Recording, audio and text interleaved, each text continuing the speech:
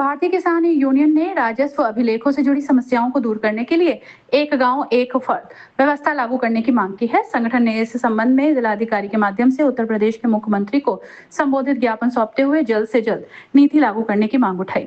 भाकियों के राष्ट्रीय प्रवक्ता विनीत त्यागी ने बताया कि वर्तमान समय में लागू एक खसरा एक फर्द व्यवस्था के कारण किसानों को काफी परेशानी का सामना करना पड़ रहा है।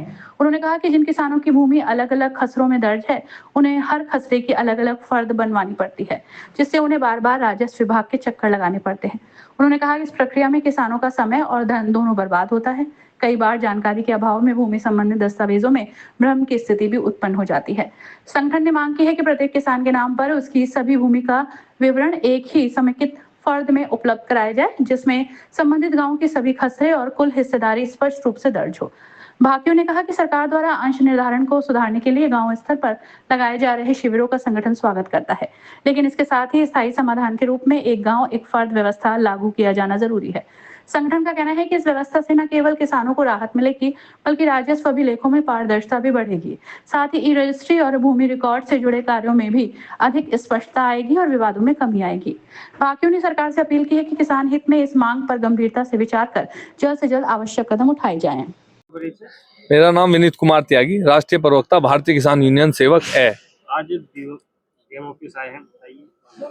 भाई देखो, सरकार की एक दो योजना ऐसी, वो आदेश ऐसे आए थे जो बहुत अच्छे किसान के हितैषी थे, लेकिन ना जाने किन लोगों ने शासन के प्रशासन के उनमें ऐसा घोल-झोल कर दिया कि किसान को तहसीलों में चक्कर काटने के लिए मजबूर कर दिया और उसकी जेब पे आर्थिक नुकसान भी बहुत बड़ा पड़ा।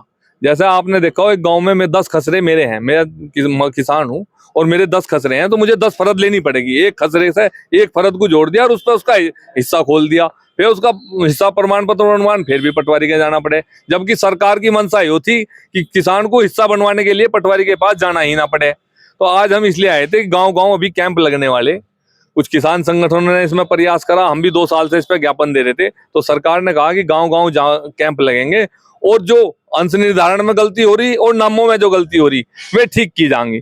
हमारा ये आज इस ज्ञापन के माध्यम से यह अनुरोध था सरकार से, डीएम साहब के माध्यम से शासन में पहुंचे कि इसी के साथ साथ आप इन हिस्सों को एक फरद से जोड़े। एक गांव में जितने भी किसान के खसरे हैं उन्हें एक फरद पर लाया जा और उस फरद पर टोटल हिस्सा किसान का खोला जा। उससे 3 लाभ होंगे। एक तो सरकार जो कह रही कि खाद के लिए दुकानों पे फरद लेके जाना पड़ेगा, तो एक ही फरद पे जब किसान का कुल हिस्सा होगा तो उसे खाद मिलने में आसानी होगी।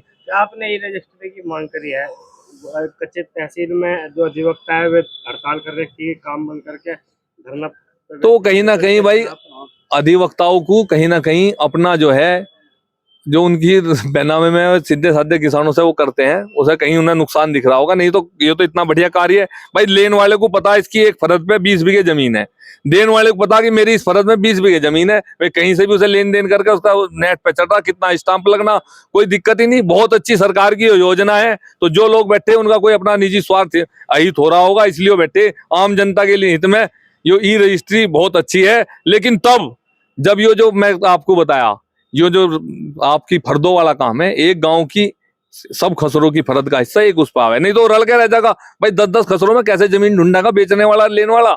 त्यागी जी, इतनी सारी यूनियन हो रही है, किसानों की समस्या का कोई समाधान होता नहीं दिखता।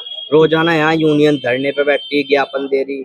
भाई वादी यूनियनों को तो मैं तो एक बात कह रहा, जितनी भी किसान यूनियन बननी उनकी पहले जांचो, इनके नाम जमीन भी है नहीं। आधे पदाधिकारी तो ऐसे फिर रहे जिनके नाम भी हिस्सा तो जमीन नहीं, और वे भी किसान संगठनों के झंडे ठाव फिर रहे। तो वे किसान की मदद करेंगे तो कहीं ना कहीं अपना निजी स्वार्थ ढूंढ रहे। कारण है जो हरी चद्दर है, यो हरी चद्दर क्या है आपको पता? यो एक ईमानदारी का प्रतीक है इस देश में, क्योंकि किसान से ज्यादा ईमानदारी कमाई कोई नहीं करता। किसान अपने गाढ़े पसीने से मेहनत करके फसल उगाता है और उसका दाम, ना उसे दाम घोषित करने का अधिकार है। जो उसकी मेहनत की कमाई है इस देश में, उसका वो मूल्य खुद नहीं घोषित कर सकता।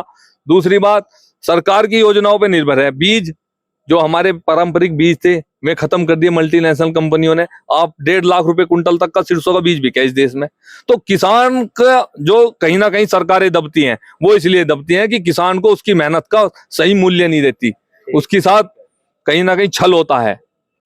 अपनी राय हमें कमेंट बॉक्स में जरूर दें। ऐसे ही लेटेस्ट अपडेट्स के लिए हमारे चैनल रॉयल बुलेटिन को लाइक, शेयर और सब्सक्राइब करना ना भूलें।